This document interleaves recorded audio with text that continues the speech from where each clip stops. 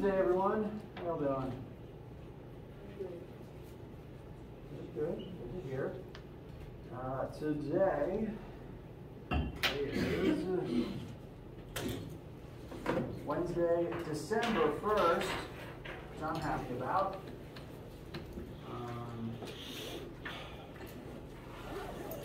Today is the third to last class meeting. Ignore the exam itself. Today we have Friday, and then we have Monday, December 6th. Homework was due on Monday, and now we're kind of fully into test 2 and exam season. Some people have already taken test 1, and all the preliminary results are coming back great. I'm fully confident that this is going to go very well. As a reminder, take it whenever you want, and please send me your questions, and please send me your work. Today, I want to open up the floor to you guys for any questions you have as you've been studying for either test 2 or the exam. Test 2 practice questions and the key for those are offline now, and I will be getting exam practice questions up very soon.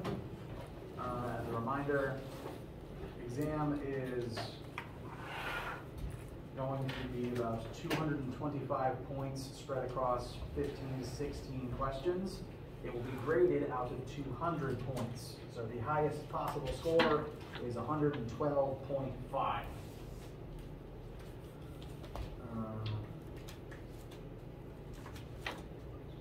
And then practice questions will be up for that soon. It'll be designed to take you an hour and a half, so you should definitely be able to finish within the 3 hours that we'll be here. This week, again, I want to answer any questions you guys have, go over any study problems you guys have related to those things. Again, exam practice questions will be up soon. I'm also thinking, I'm favoring having I mentioned the 30-minute Scantron thing that we're going to do before the semester ends. I think I'm favoring having that on Friday so that you can have study time, you can do that, and you can be on your merry way towards your weekend if it ends up being that way. And then Monday we'll spend entirely on review, exam, prep, and fudge. Bless you again. How do you guys feel? Any questions at this point? All right. So, I want to open the floor to any questions, issues that you guys have, either about test 2 studying or exam studying. If there's nothing immediately pressing on your minds, I'm going to continue talking at least a little bit about, wow, I forgot how to talk for a second there, pressure and sound. The sound stuff I think is especially the most useful thing to those who are able to hear. But I'll only talk about that if there's nothing specific you guys have on your minds. I also don't see this particular class section taking the full time, because if you have questions, then we tend to wrap up early, and if you don't have questions, then we'll probably wrap up really early. I'm rambling at this point. What questions, if any, are currently on your mind? What concepts would you like to discuss? Yes? On test 2, question 6. All right. On the practice stuff? Yes, I only have a question about C. Yes, I've gotten a few questions about that. I'm glad you asked. I'll admit, practice question 6, part C, part of the problem is in that I left maybe a descriptive word or two out of the question, and that one's on me. So I'm glad you asked. Practice question part C, number 6, part C. We have the setup of 2 kids on a merry-go-round. I'm envisioning this being the metal type on a normal playground that someone makes spin while there are people standing and hanging onto the rails. And these 2 different kids are standing at different points on this particular merry-go-round. I'm running out of board.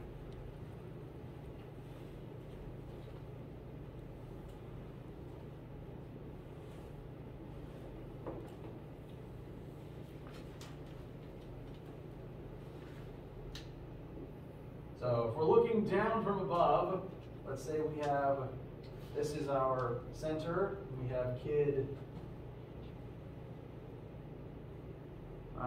1. I didn't label them more specifically. and then further out is kid 2. So they will each have different radii, even though they're attached to the same object. Since they're attached to the same object, they will have the same angular velocity and the same angular acceleration.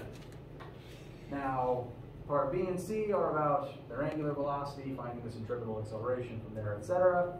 Part C asks what is the angular acceleration of both children. And since they're both attached to the same wheel that is spinning at the same rate, all of their angular data will be the same. So earlier in my solution, I showed that they have the same omega, which I then used to find the individual V's and ACs. And the word I left out from the description is that this merry-go-round is spinning at constant velocity. It's spinning constantly, it's not speeding up or slowing down, which by definition means it's not accelerating. So I apologize for leaving that particular word out. Ultimately, the point of this particular question is, if the wheel spins constantly, they're not accelerating, so alpha would be 0 for both children. Does that help? All right, thank you very much for asking. I forgot I made that mistake.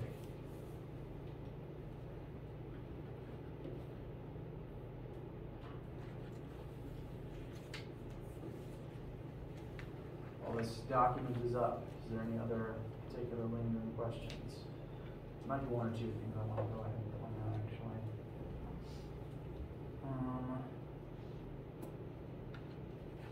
Let's look briefly at number 5 as well, because this type of question is definitely going to be present on the actual test and also on the exam, because this question is kind of the reason we brought up universal law of gravitation when we did, is so it can be used as a centripetal force. So this is an orbit question. Test 2 will have an orbit question. The final will have an orbit question. So this type of question and this as a starting point is a good thing to make note of. We have one object orbiting another object in space, and specifically what happens is the force of gravity is acting as a centripetal force. So the first thing you do is you set those two numbers equal to each other. This specific question is a meteor orbiting Earth, so the force of gravity from Earth on the meteor acts as the centripetal force, making the meteor orbit. We can expand that with the formulas for each one. Fg equals this formula, and Fc equals this formula. And as long as you can get to this point, you can start here and fill in the formulas, that's at least half of your credit. You don't even have to plug in a single number. That's at least half credit right there. Just recognizing that what's going on and that this is why the system works like it does. From there, we can solve for the radius from Earth's core, and then from that determine height above Earth's ground. The main quirks to be aware of here is that the mass of the meteor is present on both sides and ends up canceling, whereas the Earth's mass is only on one side and doesn't cancel. So, depending on the setup, this one might have some quirks. This part right here is the main thing that you need to be able to remember. Orbit questions, this is your starting point. Gravitational orbit questions, this is your starting point. Yes? So if the object is the centripetal force, that's the mass you use in that formula? Correct, because the meteor is the thing doing the orbiting. Specifically, gravity is acting as a centripetal force to make the meteor orbit the Earth. So on the FC side, it's the meteor's mass that goes there. If you were to plug in the Earth's mass right here, you'd be insinuating that the Earth was orbiting the meteor, which, not impossible, would be weird, and you'd get a different answer. So the FC side, whatever mass goes there is always the object doing the orbiting, the thing that is moving in the circular in the circular pattern around some other point. For a point of comparison,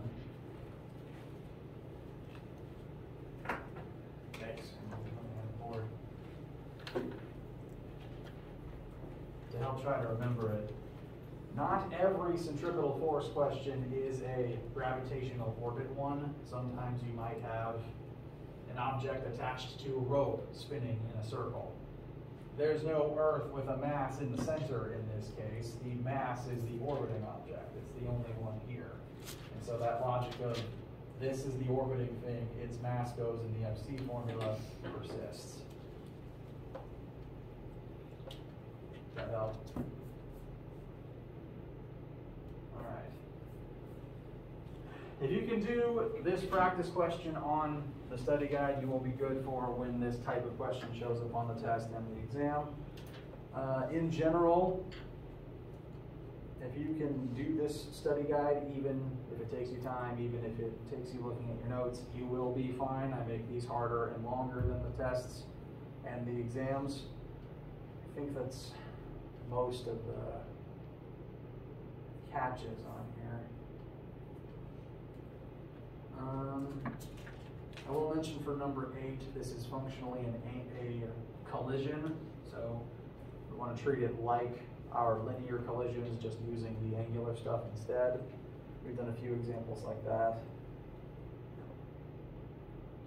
9 is torque, and 10 is a old-fashioned linear collision. Additionally, since I wrote the questions and since I filled in the answers, if I might have made other mistakes. I've caught at least 2 on here that are typos of mine. One was leaving out constant motion on number 6, and one is in my answer on number 1, I say centripetal force twice, even though this bottom one is supposed to be a description of centrifugal force. So those are the 2 mistakes I've caught already. If you see something else that makes no sense, maybe it's because of my terrible handwriting, maybe it's because I made a mistake, I want you to tell me so that I can try to fix it. Anything else lingering on your minds? Any questions you have right at this time? Okay. I fully understand that sometimes you don't know what you don't know, so as you're studying and as you're taking the thing, again, please send me questions as soon as you realize you don't know something or something doesn't make any sense. For the rest of our meeting time today, I want to talk a little bit about sound and how air pressure affects sound, and that'll wrap up the mini content stuff for this particular season. If you have a pertinent test 2 or exam question, I want you to interrupt me, because that's more important right now. But if no questions pop up, I want to at least talk a little bit about sound, and then we can break for today. So, despite the fact that sound, you can't see sound, I want to have a little visual running for you, and there will actually be some sound accompanying it.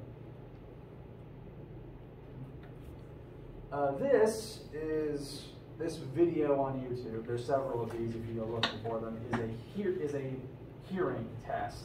It's designed to help a human understand the range of frequencies that you as an individual are able to hear, because ear to ear, person to person, and even the same person as they age, the sounds you're able to hear successfully does change. So these tests are handy in basically determining what state your ears are in, or specifically your eardrum and nerves within.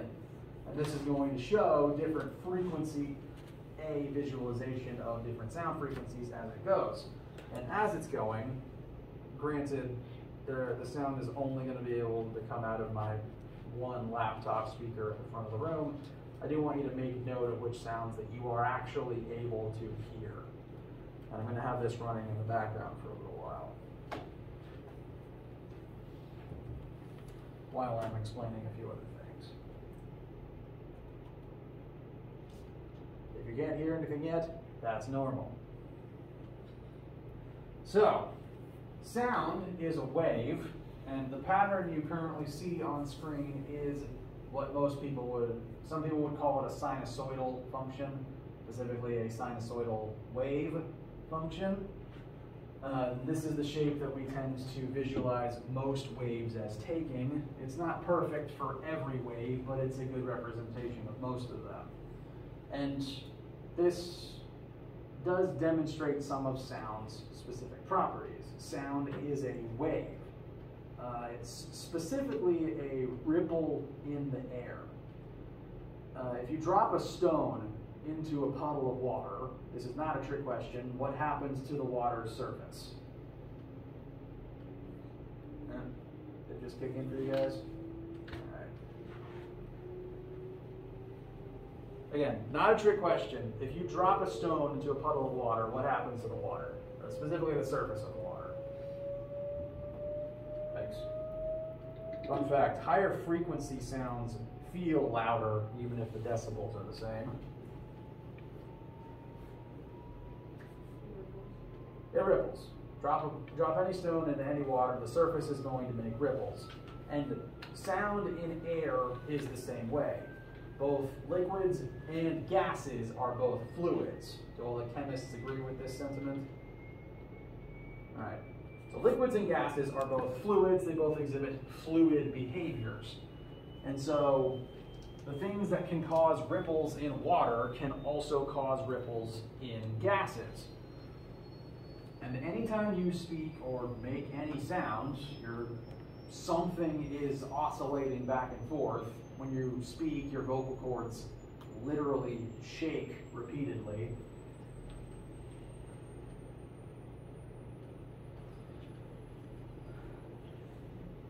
And that creates a disturbance in the air, it creates a ripple in the air.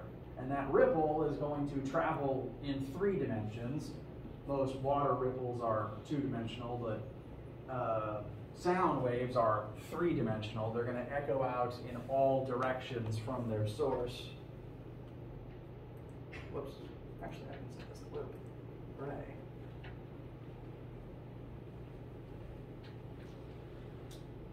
And the thing to note about all waves is that they are traveling energy. If you have a speaker that's playing sound waves, the speaker is going to vibrate back and forth, and that's going to physically move the air around it. Like when you just move your hand around, you're physically moving air, you can feel the wind that you generate.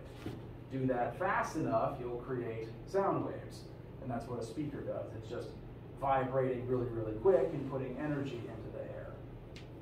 Note that the energy is what actually travels from the speaker to your ear. The individual air molecules that were next to the speaker don't come all the way to your ear. If that is what happened, all sound would be accompanied by a blast of wind. The air molecule here ripples as the energy travels through it, but that air molecule doesn't go with the wave. If it did, the air next to my throat would blast towards your ear, and every sound would create a typhoon. So all waves, sound, light, etc., are just traveling energy. The energy is what's going from my vocal cord towards your eardrum. And this is one reason why the further away from something you are, the quieter it is. When I speak, I'm putting a certain number of joules into the air. And very close to my throat, that energy is spread across a relatively small volume of air. But the further away you get, it's kind of like creating a sphere. That sphere, the edge of the sound wave, takes up progressively more and more volume, but it's the same amount of energy that I first put into the air. I'm going to mute this now and just let the visual play. It's the same amount of energy that I put into the air, it's just over a wider area, which has the result of making it quieter. There's less energy hitting your eardrum.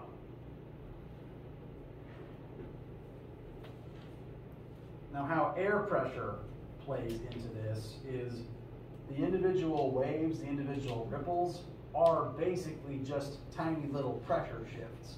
Every single sound wave is an itty-bitty pressure shift. Because we mentioned before that there's air pressure exerting a force on every square inch of you all of the time. That includes in your ear and on your eardrum. And so when sound comes into your ear, since that sound is a little ripple, it's literally a slight little shift in the air pressure for as long as it lasts. Sometimes it might exert more pressure on your eardrum, sometimes it might exert less as the vibrations shift back and forth. So sound is a wave, and that wave takes the form of a tiny little air pressure shift traveling through the air. And that's why it creates a vibration in your eardrum. It's literally a change in the air force on your eardrum as the wave shakes. Additionally, the ambient air pressure, whether the pressure is high or low for that day, can affect the sound. The sound wave itself is traveling energy. The air is the medium that it travels through. Similarly, if you dunk your head underwater, you can hear sounds through the water. The sound used the water as a medium instead of the air. So sound isn't dedicated just to air, it needs some medium to travel through, which is why you can't hear in space. There's no air, there's no water, there's nothing for the sound to travel through to reach your eardrum.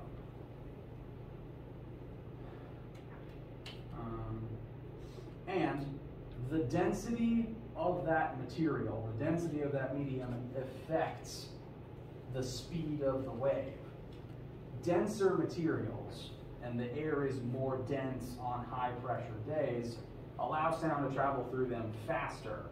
The more dense something is, the closer the next molecule is, and as the wave travels through it, the molecule is able to pass the wave on more efficiently if the material is more dense.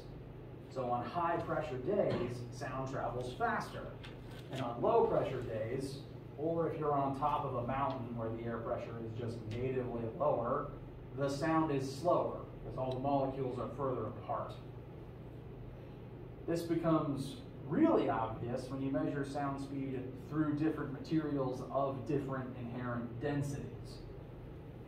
In metric, the speed of sound in room temperature, sea level atmosphere air is 343 meters per second. In the same temperature of water, sound speed is about 1,550 meters per second. It's like 4 or 5 times faster just by traveling through water. Water is more dense, sound waves can hit the next molecule faster and propagate faster as a result. This difference is the main reason why the ocean has more creatures in it that can echolocate than creatures that live on air or on land or in the sky. Most aquatic mammals can echolocate. It's more beneficial down there because the sound is faster, they can get the information quicker. On land, I think the only creature that reliably echolocates are bats, and they're flying, so they're kind of a weird exception anyway. Excuse me. Sound can get even faster in materials more dense than water, namely the ground beneath you. Granted, the human ear can't really hear through solid objects because you can't shove your head inside of a solid object, but the earth is very dense, and so waves travel very quickly through the ground. This is why earthquakes are dangerous. They're basically just large sound waves in the ground, which is why they make a lot of noise. It's just a big vibration back and forth that travels from one point to another. Again, the ground from the epicenter of the earthquake doesn't travel all the way there, just the energy from the epicenter of the earthquake. So earthquakes are basically the same thing as sound waves, just in the dirt. And because sound travels even faster in solids, that's why they're so dangerous and why they can cross the continent in a matter of moments. It's also where that trick, if you've ever seen in a movie or something, where you can put your ear to the ground or to a railroad track to try to tell if there's a stampede or a train coming. Because the ground and metal tracks are solid, the sound from the stampede or the train travels faster through the rail or the dirt than it does through the air. So that vibration can reach you faster than you would just trying to hear it with your ear normally. So that's where that trick comes from if you've seen it in a movie somewhere. Same basic thing with the T-Rex stamping and making the water shake in Jurassic Park. So the medium, the density, and the pressure end up determining the speed of a wave. The speed of a wave is not determined by its frequency. The human ear is able to hear, on good days, a pretty wide range of frequencies. And the frequency just determines what pitch of sound that you're hearing. You can have really low bass pitches, or you can have really high bass, I forget the musical tone for higher pitches. And what changes with pitch isn't speed, it's frequency and wavelength. Assuming that you will hear most sounds in room temperature, atmosphere, air in your life, that wave speed will be capped. That doesn't change based on the type of sound that you're hearing. So changing the frequency of sound, if this number stays the same and only the frequency changes, that adjusts the wave's wavelength, which is where this image or the image currently on screen comes from. This, again, is kind of a classical looking waveform. This portion here represents a big wavelength, but a low frequency. So this is what a low bass tone looks like. It has a very big wavelength, but a very small frequency. A very small number of waves hit you every single second. Meanwhile, a very high frequency wave, a lot of individual waves hit you every second, and they're all really tiny. They all have a very, literally, small length. This is why high frequency noises hurt your eardrum. There's literally more waves hitting your eardrum every single second, bringing more energy in. So high-pitched sounds can hurt. On the other end of things, low-pitched sounds, bass tones, don't hurt your eardrum immediately, but if you've ever had someone crank up the bass on a speaker and it feels like your teeth and your chest are rattling, that's real. High-pitched sounds tend to only hurt your eardrum, but low-pitched sounds can hurt your whole body. Not necessarily because there's a lot of them hitting you, but because they're so big. The lower the frequency, physically the bigger the wavelength is. And as those big waves hit your body, they make your whole body start shaking, which is where the rattling comes from if someone cranks the bass up too high. This becomes especially dangerous if the sound is too low for you to hear it. The human ear, on a good day, if the ear is perfectly healthy, which no one's is,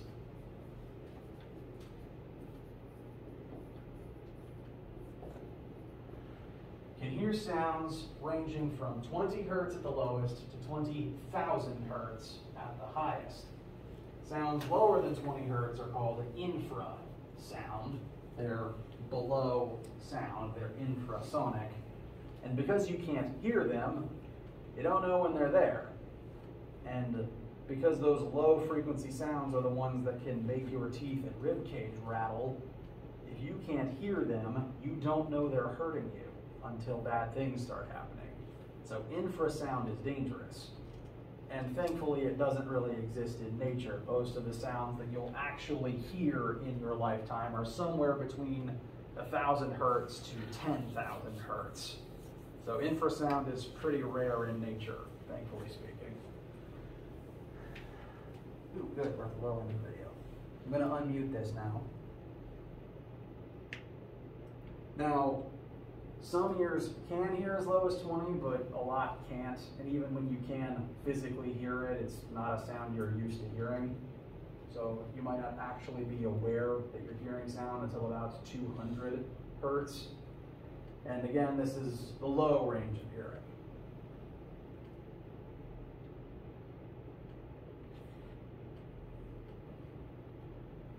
Alright, I can hear it when I shove my head right up next to this thing. It will probably only get loud enough to reach the back of the room now.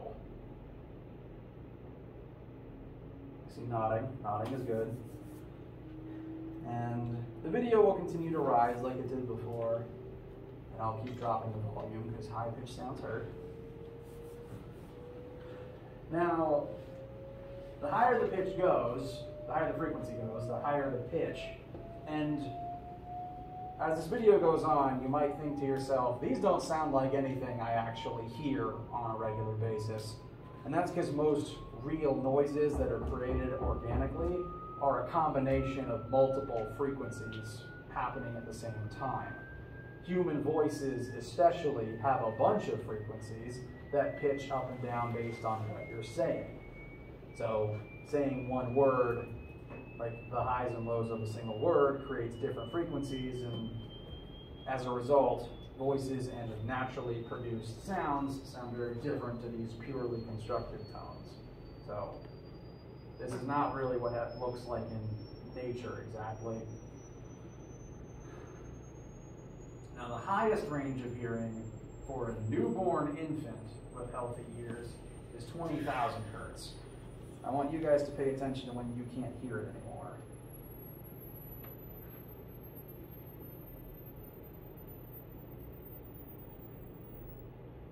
I'm out. All right. So 20,000 hertz, ideally, is the highest thing you can hear as soon as you're born. But every single second you're alive, the cells of your eardrum are decaying, or at least they're technically less healthy than when you were immediately born. Aging does that to every cell in your body, I believe. So every second you're alive, this highest number drops. So there's literally some sounds that you can hear that the elderly can't. And there's some sounds that small kids can hear that you can't. And I think this is probably the reason why the young and the old can never agree on music.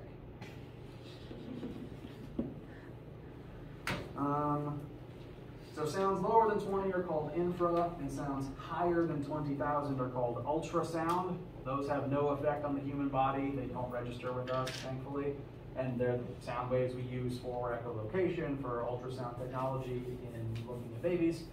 And for those who are curious, the upper range of dog hearing is 40,000 hertz.